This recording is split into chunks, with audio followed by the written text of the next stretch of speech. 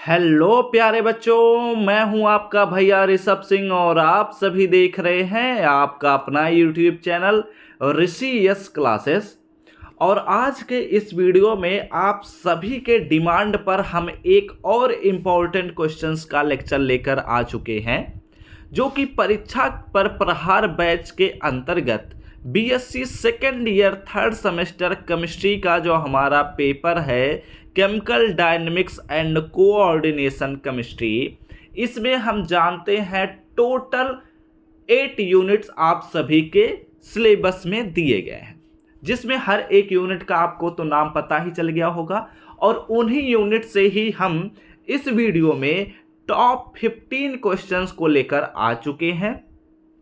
अगर आप केवल इन क्वेश्चंस को तैयार करके जाते हैं तो आपको मानकर चलिए इस 15 क्वेश्चन में से बहुत सारे, जैसे आपके एग्जाम में क्या होता है 3 सेक्शंस दिए जाते हैं, तो सेक्शन ए जो होता है उसमें छोटे छोटे क्वेश्चंस होते हैं, यानी कि 2-3 नंबर के क्वेश्चन होते हैं जो कि वेरी शॉर्ट आंसर टाइप के होते हैं।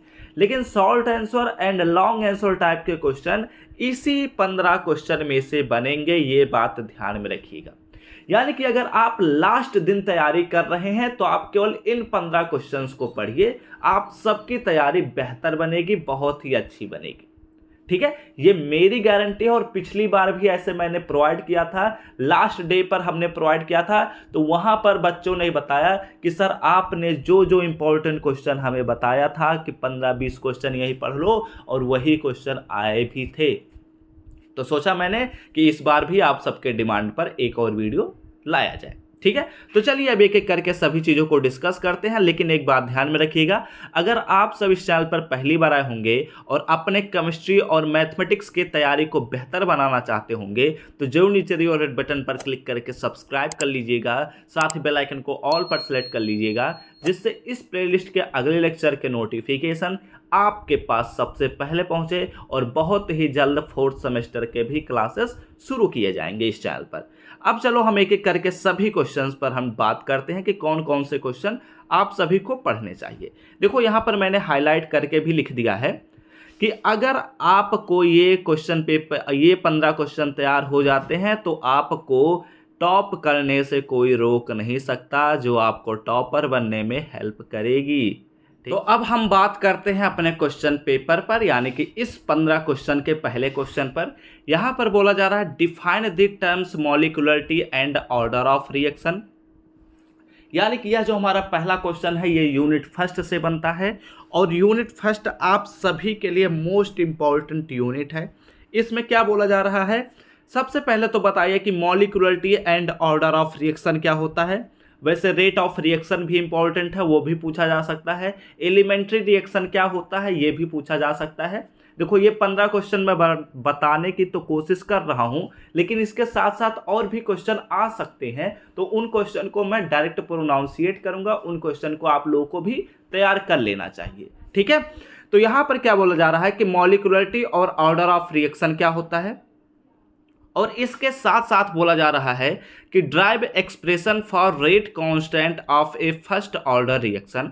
फर्स्ट ऑर्डर रिएक्शन के लिए रेट कांस्टेंट का हमें एक्सप्रेशन कैलकुलेट करना है, एंड सो दैट, और हमें दिखाना है कि half life time of A first order reaction is independent of the initial concentration of the reaction. क्या कहता है कि यह भी हमें बताना है कि जो फर्स्ट ऑर्डर रिएक्शन का हाफ लाइफ पीरियड या हाफ लाइफ टाइम होता है वह उस रिएक्शन के इनिशियल कंसंट्रेशन से इंडिपेंडेंट होता है, यानी कि उस पर निर्भर नहीं करता है। ये भी हमें प्रूव करने के लिए बोला जाता है। ठीक है, तो ये हमने पहला क्वेश्चन देखा। बात करते हैं अपने दूसरे क्वेश्चन पर। ध्यान दीजिएगा, एक एक करके सभी क्वेश्चंस को नोट डाउन कर सकते हैं। वैसे इस पीडीएफ को मैं आप सभी को टेलीग्राम ग्रुप में प्रोवाइड कर दूंगा, तो आपको नोट करने की जरूरत नहीं पड़ेगी। आप सिंपली जाइए टेलीग्राम ग्रुप से ज्वाइन करिए, लिंक डिस्क्रिप्शन में मिल जाएगा। वहां पर इस क्लास का पीडीएफ आप सभी को प्रोवाइड कर देंगे, तो वहां से आपका सारा काम हो जाएगा। ठीक है, अब बात करते हैं क्वेश्चन नंबर 2 पर। देखो यहाँ पर मैंने मेंशन भी कर दिया है कि एलिमेंट्री रिएक्शन क्या होते हैं। क्योंकि ये भी क्वेश्चन बोल दिया जाता है अक्सर कि what do you mean by elementary reaction, आप एलिमेंट्री रिएक्शन से क्या समझते हैं। Derive an expression for the rate constant of the second order reaction when the concentration of both reactants are same. अब ये सभी लेक्चर्स में ऑलरेडी आप सभी को प्रोवाइड कर चुका हूं, तो यहाँ पर ध्यान से सुनिएगा, मैं फिर से इस क्वेश्चन को रिपीट करता हूं और अच्छे से समझाता हूं। देखो, सबसे पहले तो हमसे बोला जा रहा है कि एलिमेंट्री रिएक्शन क्या होता है, इसके बारे में बता दीजिए, और इसके बारे में भी मैंने आप सभी को पढ़ाया है। उसके बाद बोला जा रहा है कि सेकेंड ऑर्डर रिएक्शन क्या होता है, इसके रेट कांस्टेंट का हमें एक्सप्रेशन कैलकुलेट करना है। और हम जानते हैं कि सेकेंड ऑर्डर रिएक्शन का जो रेट कांस्टेंट होता है उसका जो एक्सप्रेशन होता है वह दो प्रकार से हम एक्सप्रेस कर सकते हैं। पहला प्रकार यह होता है कि जब रिएक्टेंट्स के जो कंसंट्रेशन होंगे वो सेम हो जाएंगे। दूसरा प्रकार यह होता है कि जब वो रिएक्टेंट्स के जो कंसंट्रेशंस हैं वो डिफरेंट हो जाए, तो वो हमारे पास दूसरा प्रकार हो जाता है। और साथ ही साथ इसमें भी हाफ लाइफ पीरियड पूछा जाता है, तो उसको भी पढ़ लीजिएगा आप सभी लोग, ठीक है। और एक और क्वेश्चन मैं बताता हूं जो यहां पर मेंशन नहीं किया गया है, लेकिन उसको भी पढ़ लेना है। वो क्वेश्चन है एक्टिवेशन एनर्जी से आप क्या समझते हैं, और साथ ही साथ अर्हीनियस इक्वेशन का भी पूछा जाता है कि अर्हीनियस इक्वेशन को ड्राइव कीजिए, ठीक है। ये क्वेश्चन बहुत ही रेयरली पूछे जाते हैं, लेकिन पूछ लिए जा सकते हैं, इसलिए उन क्वेश्चंस को भी तैयार कर लीजिएगा। अब हम बढ़ते हैं अपने तीसरे क्वेश्चन पर, और जो क्वेश्चंस एक्स्ट्रा मैं बताता चल रहा हूं उन क्वेश्चंस को भी आप लोग नोट डाउन कर सकते हैं, लेकिन उन्हें जरूर पढ़ लीजिएगा, ठीक है। क्वेश्चन नंबर 3 पर हम बात करते हैं। यहां पर बोला जा रहा है कि लासातेलिए या ली चाइटलर्स प्रिंसिपल क्या होता है, इसका स्टेटमेंट और एक्सप्लेनेशन हमें देना है, ठीक है।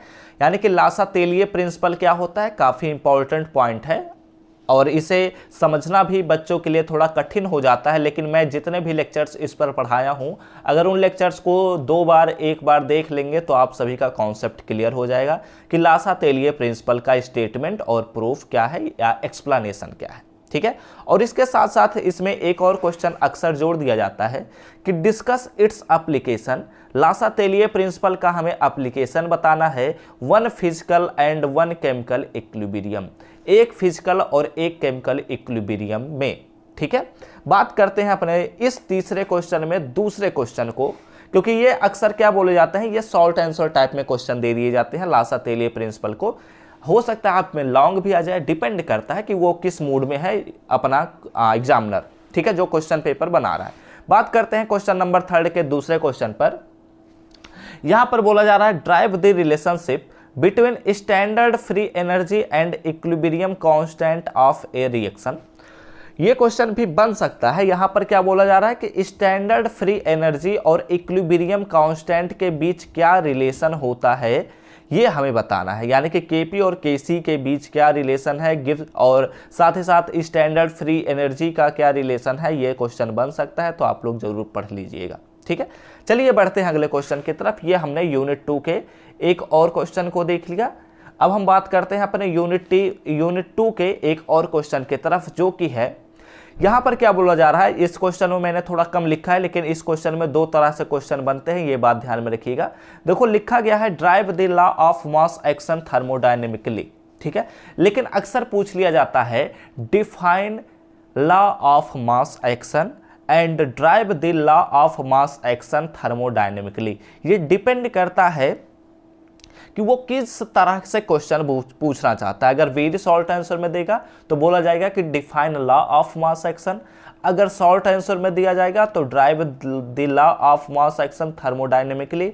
अगर लॉन्ग आंसर में चला गया तो इसमें बोला जाएगा कि स्टेट या फिर explain law of mass action and drive the law of mass action thermodynamically, ठीक है। बातें क्लियर हुई। चलिए बात करते हैं अपने क्वेश्चन नंबर 5 पर। क्वेश्चन नंबर 5, एक चीज और ध्यान में रखिएगा, इस पेपर में हम क्वेश्चन यूनिट 3 को हमने छोड़ दिया है, क्योंकि अगर आप 8 यूनिट में से एक यूनिट नहीं पढ़ेंगे तो आपके लिए कुछ भी घाटे की बात नहीं होगी। और मैं आपको रेकमेंड करूंगा कि आप 5 यूनिट से 6 यूनिट ही पढ़ें, इससे ज़्यादा यूनिट्स पर पढ़ने की फोकस करने की कोई ज़रूरत नहीं है, ठीक है। आप अगर पूरे साल पढ़ रहे हैं तो अच्छी बात है, आप पूरे 8 यूनिट को पढ़ सकते हैं। लेकिन अगर आप केवल परीक्षा के 1 महीने पहले, 15 दिन पहले, 20 दिन पहले ही पढ़ना शुरू किए हैं तो मैं आपको बिल्कुल भी सजेस्ट नहीं करूंगा कि आप 8 यूनिट पढ़िए। आप केवल 5 से 6 यूनिट पढ़ लीजिए, आपका काम हो जाएगा। अगर आप हमें कमेंट करके कहेंगे तो हम एक वीडियो बना देंगे जिसमें कौन कौन से यूनिट इंपॉर्टेंट हैं, इस पर हम एक लेक्चर बनाकर प्रोवाइड कर देंगे, ठीक है। तो यहां पर मैंने यूनिट 3 को छोड़ दिया है। यहां पर हम बात करते हैं यूनिट 4 पर। ऐसा नहीं है कि यूनिट 3 से क्वेश्चन नहीं बनेगा, यूनिट 3 से भी क्वेश्चन बनते हैं, ठीक है। जिसमें फेज इक्विलिब्रियम में क्या क्या पूछा जाता है मैं बोल दे रहा हूं, आप लोग नोट डाउन करना चाहें तो नोट डाउन कर सकते हैं। Degree of freedom, phase, component, Gibbs phase rule, और इसके साथ साथ 1 कंपोनेंट सिस्टम और 2 कंपोनेंट सिस्टम में से कोई एक एग्जाम्पल जरूर आ सकता है, ठीक है। अब बढ़ते हैं क्वेश्चन नंबर 5 यानी कि गैसियस स्टेट से क्वेश्चन क्या बनता है। इसमें सबसे अच्छा और सबसे ज्यादा बार पूछा जाता है कि काइनेटिक थ्योरी ऑफ गैसेस के पोस्टुलेट्स बताइए। 8 से 10 पोस्टुलेट, वैसे बहुत सारे पोस्टुलेट होते हैं लेकिन 8 से 10 पोस्टुलेट आप लिख देंगे एग्जाम में, आपको पूरा नंबर मिल जाएगा। और साथ ही साथ इसमें बोला जा रहा है कि ड्राइव द वान डर वाल्स इक्वेशन। वान डर वाल इक्वेशन को मैंने आप सभी को डेरिवेशन प्रोवाइड किया था, वही चीज यहाँ पर बोला जा रहा है। बस एक छोटी सी मिस्टेक है इस इक्वेशन में, यहाँ पर यन नहीं होता है, ठीक है। मैंने गलती से शायद लिख दिया यन, मैं n मोल ऑफ गैसेस के लिए लिख रहा था लेकिन यहां पर हमारे पास 1 मोल ऑफ गैसेस के लिए मैंने लिखा है, ठीक है। P + A/V² into B - B is equal to RT। अगर यहीं अगर हमारे पास n मोल गैसेस रहेंगे तो वहां पर हमारे पास n जुड़ते चले जाएंगे, ठीक है। अब बढ़ते हैं अगले क्वेश्चन की तरफ। वैसे ये क्वेश्चन भी मैं आप सभी को पढ़ाया हूं तो ये क्वेश्चन भी आप लोग जाकर देख सकते हैं। क्वेश्चन नंबर 6 पर आते हैं। क्वेश्चन नंबर 6 में क्या बोला जा रहा है कि define critical parameters. Critical parameters क्या होते हैं इसके बारे में बताना है। मैंने आप सभी को PB isotherm of CO2 provide किया है, CO2 गैस के लिए पीबी आइसोथर्म को प्रोवाइड किया है, उसमें मैंने आप सभी को क्रिटिकल पैरामीटर्स पढ़ाया है, समझाया है, ठीक है। तो उन्हीं चीजों से यहां पर बनता है कि क्रिटिकल पैरामीटर्स का डिफिनीशन दीजिए, यानी कि VC, PC, TC, critical temperature, critical volume और क्रिटिकल प्रेशर के बारे में हमें बताना है। और साथ ही साथ drive relationship between critical constant and van der Waals constant and discuss the law of corresponding states. क्या कहता है ध्यान से सुनिएगा। यहां पर मैं एक्चुअली 3-4 क्वेश्चन को एक साथ लेकर आया हूं क्योंकि अगर ये लॉन्ग आंसर में पूछा जाता है तो ऐसे ही बनाकर दिए जाते हैं। यहां पर देखो सबसे पहले तो बोल दिया गया है कि क्रिटिकल पैरामीटर्स का डिफिनीशन दीजिए, फिर उसके बाद बोला जा रहा है कि क्रिटिकल पैरामीटर्स या क्रिटिकल कांस्टेंट्स को हमें वान डर वाल कांस्टेंट A और B के बीच क्या रिलेशन होता है इसके बारे में बताना है, यानी कि VC = 3B। ऐसे जो मैंने आप सभी को डेरिवेशन कराया था वही आपसे पूछा जा रहा है। और साथ ही साथ इसमें बहुत ही इंपॉर्टेंट क्वेश्चन बोला जा रहा है law of corresponding states. Law of corresponding state कई बार पूछा जाता है और मैंने इसे भी पढ़ाया है कि लॉ ऑफ करस्पॉन्डिंग स्टेट्स क्या होता है। आप लोग जाएंगे यूनिट 4 के लेक्चर में देखेंगे तो आपको मिल जाएगा, ठीक है। बढ़ते हैं क्वेश्चन नंबर 7 की तरफ। क्वेश्चन नंबर 7 में हमसे बोला जा रहा है कि लिक्विड क्रिस्टल के बारे में आप क्या जानते हैं, what are liquid crystals. Liquid crystal से आप क्या समझते हैं, हाउ आर दे क्लासिफाइड, उनका कैसे हम क्लासिफिकेशन करते हैं, और discuss their structure and importance, और उनके स्ट्रक्चर और साथ ही साथ उनके इम्पोर्टेंस के बारे में भी यहाँ पर हमें बताना है। क्वेश्चन नंबर 8 की तरफ हम बढ़ते हैं। Drive dipole dipole and dipole induced dipole intermolecular forces in liquid states. देखो लिक्विड स्टेट में कुछ वीक फोर्सेस दिए गए हैं, जैसे आयन, जैसे हमारे पास कुछ फोर्सेस दिए गए हैं। वीक फोर्सेस नहीं कह सकते क्योंकि इसमें कुछ ऐसे फोर्सेस हैं जो स्ट्रांग फोर्सेस भी होते हैं, जैसे आयन डाइपोल फोर्स जो होता है वो स्ट्रांग फोर्स होता है। तो इंटरमॉलिक्यूलर फोर्सेस के यहाँ पर हमारे पास डिफिनीशंस पूछ लिए जाते हैं, जैसे आयन डाइपोल फोर्स क्या होता है, इंड्यूस्ड डाइपोल फोर्स क्या होता है, डाइपोल डाइपोल फोर्स क्या होता है, डाइपोल डाइपोल इंटरेक्शन भी कह सकते हैं, डाइपोल इंड्यूस्ड डाइपोल इंटरेक्शन क्या होता है, लंदन फोर्स क्या होता है। ऐसे क्वेश्चंस पूछे जाते हैं। हाइड्रोजन बॉन्ड क्या होता है। तो ये जो कि वेरी शॉर्ट आंसर टाइप के क्वेश्चंस एक एक हैं, लेकिन ये जब एक साथ मिल जाते हैं तो या तो ये शॉर्ट आंसर में दे दिए जाते हैं या तो लॉन्ग आंसर में दे दिए जाते हैं। शायद सिद्धार्थ यूनिवर्सिटी में ऐसा क्वेश्चन एक एक बनाया गया था, अभी 2023 की बात है, उसमें ऐसे क्वेश्चन एक बार पूछे गए हैं, तो मैंने मेंशन भी कर दिया ताकि आप लोग इसे स्किप ना कर सकें, इसे जरूर पढ़ लीजिएगा। ठीक है, अब बढ़ते हैं अपने क्वेश्चन नंबर 9 की तरफ, 9A। तो क्वेश्चन नंबर 9 पर हम बात करते हैं। इसमें 9A में क्या बोला जा रहा है कि वर्नर्स कॉन्सेप्ट को, वर्नर पोस्टुलेट को हमें एक्सप्लेन करना है। बहुत ही इंपॉर्टेंट क्वेश्चन, यूनिट 6 का सबसे ज़्यादा इंपॉर्टेंट तो नहीं कह सकता, लेकिन यूनिट 6 का एक मोस्ट इंपॉर्टेंट क्वेश्चन ये बनता है कि वर्नर पोस्टुलेट से आप क्या समझते हैं, वर्नर ने कौन कौन से पोस्टुलेट दिए थे कोऑर्डिनेशन कंपाउंड से रिलेटेड, इसके बारे में आप सभी को लिखना है। कोऑर्डिनेशन कंपाउंड, कोऑर्डिनेशन कॉम्प्लेक्सेस के जो पोस्टुलेट होते हैं, जो परिकल्पनाएं हैं, वो वर्नर्स द्वारा ही दिए गए हैं, तो यहां पर इस क्वेश्चन को आपको पढ़ना ही होगा। अब हम बात करते हैं अपने 9th नंबर क्वेश्चन के बी पार्ट पर। यहां पर क्या बोला जा रहा है कि ज्योमेट्री और हाइब्रिड ऑर्बिटल्स के बारे में हमें बताना है। यहां पर कुछ कंपाउंड्स दिए गए हैं, जैसे कुछ कॉम्प्लेक्स कंपाउंड्स दिए गए हैं। इन कॉम्प्लेक्स कंपाउंड्स के क्या हमें बताने हैं, ज्योमेट्री और हाइब्रिड ऑर्बिटल्स के बारे में बताना है। जैसे कि यहाँ पर देखो, पहले वाले क्वेश्चन में हमारे पास क्या दिया गया है, पहले वाले में Fe(F6) पावर 3 माइनस, एक नया कॉम्प्लेक्स कंपाउंड AgNH3 का 2 टाइम्स ऊपर सिंगल प्लस, ZnNH3 का 4 टाइम्स ऊपर डबल प्लस। यहाँ पर यही लिखा गया ना, हाँ यही लिखा गया है। और इसका हमें क्या बताना रहता है, इसमें हमें इसकी ज्योमेट्री और हाइब्रिड ऑर्बिटल्स बताने रहते हैं। काफ़ी अच्छा क्वेश्चन बनता है और ऐसे क्वेश्चन बनते हैं। मैं आप सभी को यूनिट 6, यूनिट 7 से सभी मोस्ट इंपॉर्टेंट क्वेश्चंस प्रोवाइड कर दिया हूं। वैसे तो हर यूनिट से सभी इंपॉर्टेंट क्वेश्चन प्रोवाइड कर दिया हूं, तो अगर आपके पास समय है तो उन्हें जरूर जाकर देख लीजिएगा। इससे क्या होगा, आपकी तैयारी सबसे बेहतर बनेगी और कुछ अंतर नहीं होगा। जिसकी तैयारी सबसे बेहतर होगी, जो एग्जाम में लिख ले जाएगा, वही सबसे ज़्यादा नंबर पाएगा। ये बात हमेशा ध्यान में रखिएगा। बढ़ते हैं अगले क्वेश्चन की तरफ, क्वेश्चन नंबर 10। क्वेश्चन नंबर 10 में हमारे पास बहुत सारे कंपाउंड दिए गए हैं। इसमें हमारे पास EAN पूछा जा रहा है। EAN मतलब यहाँ पर देखो EAN यानी कि इफेक्टिव न्यूक्लियर चार्ज बोला गया है। यहाँ पर मैंने गलती से शायद स्मॉल लेटर में लिख दिया, लेकिन स्मॉल लेटर में नहीं होता, यहाँ पर कैपिटल लेटर में होता है। EAN यानी कि इफेक्टिव न्यूक्लियर चार्ज का हमें कैलकुलेशन करना है। जबकि हमारे पास 3 कंपाउंड्स दिए गए हैं, आप लोग देख सकते हैं। यहाँ पर पहला कंपाउंड हमारे पास लिखा गया है NiCO4 का। NiCO4 का हमें EAN कैलकुलेट करना है।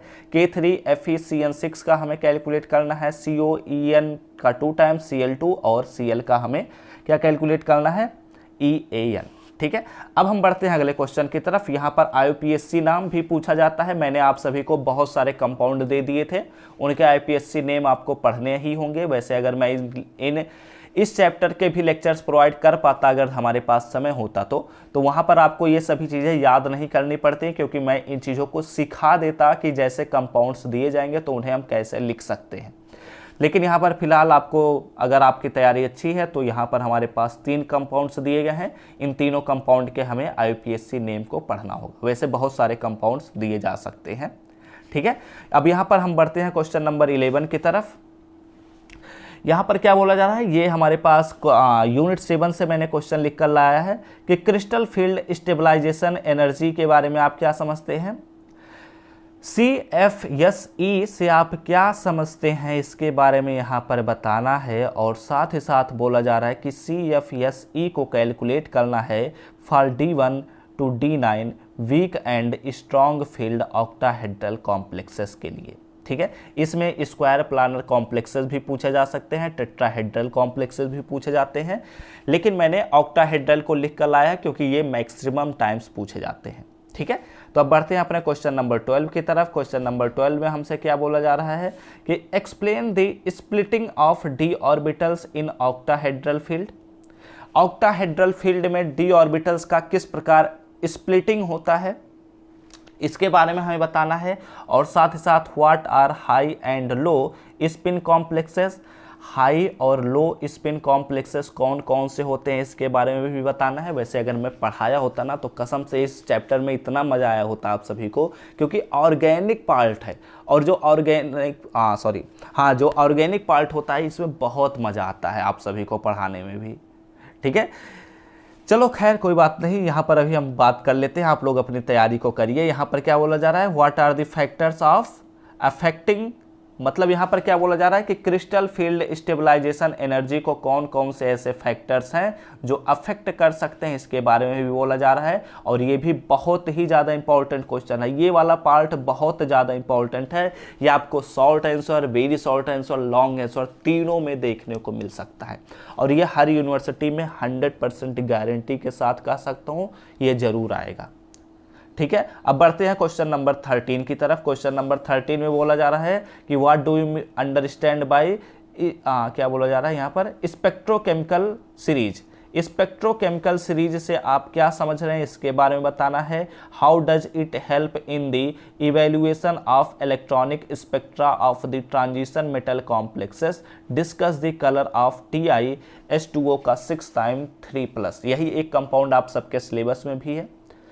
ठीक है, पहले तो यहाँ पर COS2O का 6 टाइम्स ऊपर 3+ भी एक कंपाउंड था, लेकिन फिलहाल उसको हटा दिया गया है, अब एक ही कॉम्प्लेक्स यहाँ पर रखा गया है। तो यहाँ पर इसका हमें कलर बताना है और ट्रांजिशन मेटल कॉम्प्लेक्सेस के इलेक्ट्रॉनिक स्पेक्ट्रा का कैसे एवेल्युएशन हुआ है इसके बारे में भी बताना है। ठीक है, यही एक क्वेश्चन है जो कि यूनिट 8 से आप सभी के एग्जाम में पूछे जा सकते हैं। और यहाँ पर एक क्वेश्चन और मैंने मेंशन कर दिया है कि NiCl4 जो है ऊपर डबल माइनस हमारे पास चार्ज दिया गया है, तो यह टेट्राहेड्रल होता है और पैरामैग्नेटिक होता है। लेकिन NiCN4 जो होता है ऊपर डबल माइनस जो चार्ज है वह स्क्वायर प्लानर होता है और डायामैग्नेटिक होता है। इसके पीछे का रीजन पूछा जाता है। ऐसे बहुत सारे कंपाउंड, ऐसे बहुत सारे कॉम्प्लेक्स कंपाउंड्स आप सभी के एग्जाम में आते हैं और उनमें बता दिया जाता है कि ये इस प्रॉपर्टी को रखता है। जैसे यहाँ पर ये वाला जो कंपाउंड है ये टेट्राहेड्रल और पैरामैग्नेटिक कैरेक्टर को रखता है, और ये वाला हमारे पास जो दूसरा कंपाउंड दिया गया है यह स्क्वायर प्लानर और डायामैग्नेटिक कैरेक्टर को रखाता है। और इसके साथ साथ यहाँ पर बोल दिया जाता है व्हाई, इसके पीछे का क्या रीजन है आपको बताना रहता है। ठीक है, तो ऐसे क्वेश्चन जरूर आएंगे आप सभी के एग्जाम में, तो ऐसे क्वेश्चन आप लोगों को पढ़ना ही होगा, कोई और ऑप्शन नहीं है। अगर आप जितना पढ़ेंगे उतने अच्छे नंबर आएंगे। पढ़ाई ही सबसे मेन हथियार होता है, आपको पढ़ना ही पड़ेगा। ठीक है, तो फिलहाल इस लेक्चर को यहीं पर हम समाप्त करेंगे। और मैंने आप सभी को टॉप 15 क्वेश्चंस प्रोवाइड किए हैं। वैसे आप सभी को देखने को मिल रहे हैं 14 क्वेश्चन, लेकिन मैं आप सभी को जो और भी एक्स्ट्रा क्वेश्चंस जो मैंने बोला है वो सब मिलाकर 20 क्वेश्चन लगभग बन जा रहे हैं। आप सभी को उन क्वेश्चंस को तैयार कर लेंगे तो आपका एक भी क्वेश्चन नहीं छूट सकता, ये मेरी गारंटी है। ठीक है, तो वीडियो अच्छा लगा हो तो लाइक कर दीजिएगा, साथ ही साथ कमेंट करके जरूर बताइएगा कि क्या आप सभी के ये कितने क्वेश्चंस तैयार हैं इन 15 क्वेश्चन में से।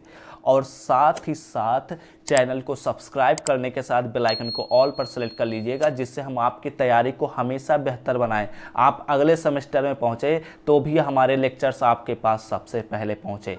और इस वीडियो का जो PDF है, उसका जो PDF है वो आप सभी को हम टेलीग्राम ग्रुप में प्रोवाइड कर देंगे, लिंक आप सभी को डिस्क्रिप्शन में मिल जाएगा। तो हम सब मिलते हैं अपने नेक्स्ट लेक्चर में, तब तक पढ़ते रहिए, संघर्ष करते रहिए और सफल होते रहिए।